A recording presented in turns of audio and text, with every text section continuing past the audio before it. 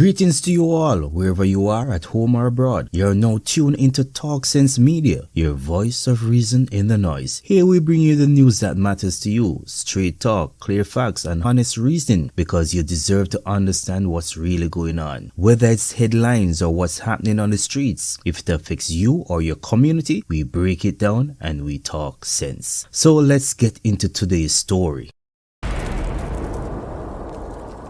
In this video, I'm going to address the sudden death of 59-year-old Parish Judge Ruth Lawrence that has left many Jamaicans shocked and searching for answers. And while the police are saying that they are treating the matter as a suspected suicide case, serious questions remains and answers are needed, because this is perhaps one of the strangest cases that Jamaica has heard in an almighty long time. Now, this tragedy brings to the surface two deep and growing problems in Jamaica. One, which is domestic violence, and the second is suicide, both of which we have seen a significant rise and which needs urgent national attention, because we are talking about the loss of lives. And at the end of the day, we are always left wondering, were there warning signs, and could these incidents have been prevented? But let's go back and focus on the circumstances surrounding the judge's death, which seems weird and way too suspicious to ignore. Because when you take a closer look at the timeline and the actions of her common law husband,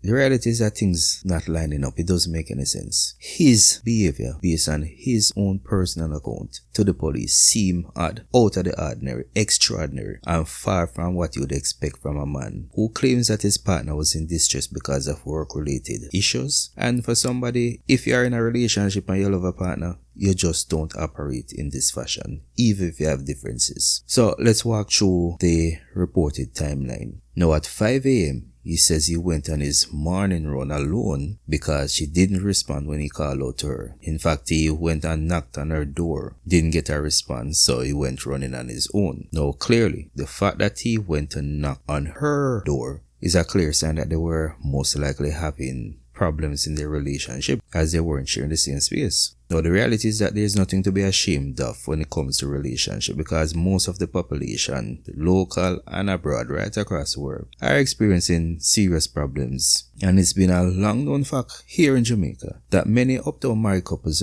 are actually separated, and they occupy different sections of their dwelling because neither party is willing to give up the stake in their property. They have built homes, family in well-developed, established, quiet communities, and nobody wants to give that up. So they come to some amicable agreement and they share space. Now, going back to the judge's case, if this was a part of the usual routine, why didn't the common law husband insist on checking that she was okay?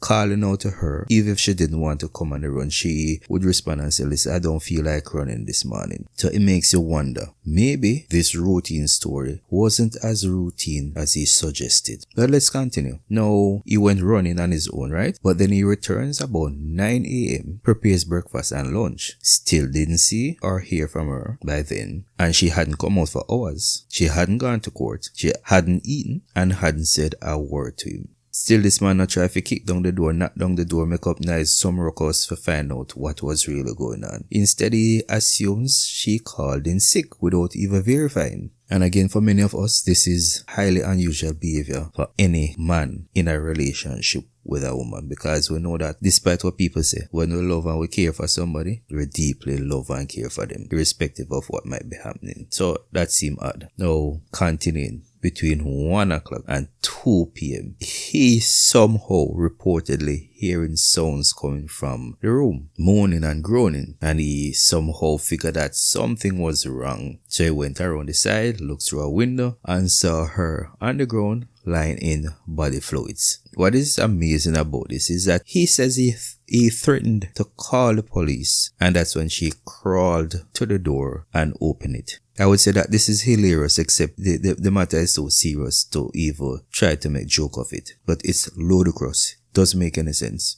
With all of that, he didn't call the authorities. He didn't call the police. Judges are assigned close protection officers. He didn't call the man to say, listen, something weird is happening, something strange is happening, and he needs to come because he needs assistance. According to him, after she opened the door, he went inside, saw her laying in body fluids, used imagination, figure out coming from her mouth and other parts of her body. And she tells him that she cannot move and that she had ingested a toxic poisonous liquid. Now, you know what that liquid is? It's a popular liquid used by many persons when they're committing suicide in Jamaica. It has happened in the past for years now. That is gramazone, one of the most poisonous chemicals known to mankind, which has been banned in many countries across the world because it is so dangerous. Now, I don't know if this man know anything about paramedics, but still didn't call anybody. He decided to attend to her himself, giving her activated charcoal as he thought that this would help with the poison. Like, seriously? And who keeps activated charcoal at home anyways? This is not normal behavior for somebody to administer activated charcoal. Either you're accustomed to poison or you did some research. It's just a cock and bull story. Either which way, what is more alarming, knowing all of this, realizing that it's a poisonous substance, he didn't try to carry her to the hospital. Not one bit. He cleaned her up, cleaned up the house, and basically put her to bed. Remember, this occurred about 4 p.m. and it wasn't until around 7 p.m. when she became unresponsive before he transported her to the hospital. That's what, 14 hours later. She was basically in an unconscious state. Now, really and truly, does that make any sense at all? So, stop and think about the sequence. Why was there a 14-hour gap between the first time he contacted her up to the point where he finally seek professional help? Remember, all of this, according to the report, started at 5 a.m. Didn't bring her to the hospital until about after 7 p.m. Why did he feel the need to clean the space before police or paramedics arrive? Well, he didn't call any of them, so nobody would have come in anyways. Was he interfering with evidence? Was he staging something or hiding something that had happened that he didn't want anybody to be aware of? Again, judges are assigned close protection officers. He didn't call a man to say, listen, something strange is going on, that she had taken poison and he needs help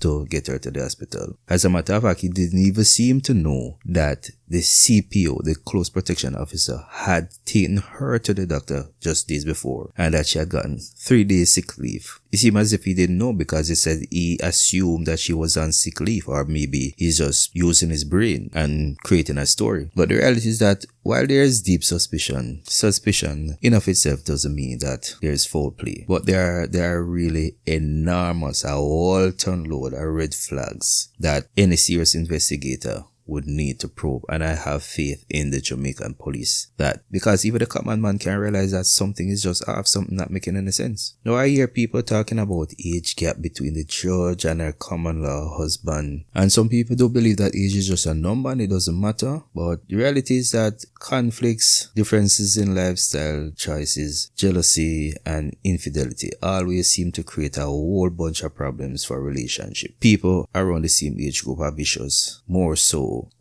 older man and a younger woman, or an older woman and a younger man. It lends itself to serious problems. And we're not here to speculate. We know that younger people tend to gravitate towards each other, having somebody around their age as a partner, no matter how wonderful and how well love might start out in the beginning. But irrespective of age issues that might have existed, or whatever problems might have existed within the relationship, nobody deserves to die for falling in love with the wrong person. The reality though is that this case doesn't sound like a suicide, and my best bet is on that day or even the night before something went terribly wrong between the two. It somehow feels like foul play might have taken place, and then a story was made up to make it appear as if the judge took her own life. Even if he committed the act, so you have to wonder, was this a crime of passion or was it a genuine case of suicide? As I said before, the story being told by her common law husband simple, not adding up, it's not making any sense. And in fact, many Jamaicans are saying this is one of the most disturbing and unbelievable series of events that they have ever heard. It sounds ridiculous, man. For real, it sounds ridiculous. And across social medias and in private conversations, Jamaicans are expressing disbelief, a great level of anger and sorrow, and people are asking how a respected member of the judiciary ended up dead under such circumstances. Now, I have full confidence in the competence of members of the JC, and I'm sure that they'll figure it out. And it's customary in cases like this, the spouse or the partner is usually the first suspect, and I do hope that the police leaves no stone unturned and that they keep a track on her common law husband, either putting a stop order on him leaving the country until the case is resolved and all suspicions are removed and the case solved. But again, it's forcing us to confront certain realities in Jamaica. This incident has brought to the fore the hidden struggles faced by women in high-pressure relationships and the cultural silence that too often protect abusers behind closed doors. We know of the Silvera case as well. Sounds strikingly similar. And from a government perspective, I don't know how much can be done to prevent situations like this, because we are not talking about necessarily uneducated people. We are talking about rational, educated people with sense, but these are emotional issues, not logical issues. So how do we effectively deal with situations like this? Mental health, relationship toxicity, and emotional control are still issues that many Jamaicans are dealing with, and we haven't found an effective way. As a matter of fact, nowhere in the world has an effective way been found to deal with these form of tragedies. So condolences to her family, her friends, and her co-workers, and we do hope that this case will be solved and in reasonable timeline. It's unfortunate that Jamaica have lost a public servant. We need to reflect as a country on how we move forward. We need to reflect as persons in relationship. When do we call it quits? When do we seek external help? It's happening too often, and let's hope that moving forward we can find amicable and effective ways to deal with conflicts. If you found value, remember to like, share, and subscribe. And as always, this is Talk Sense Media, your voice of reason in the noise.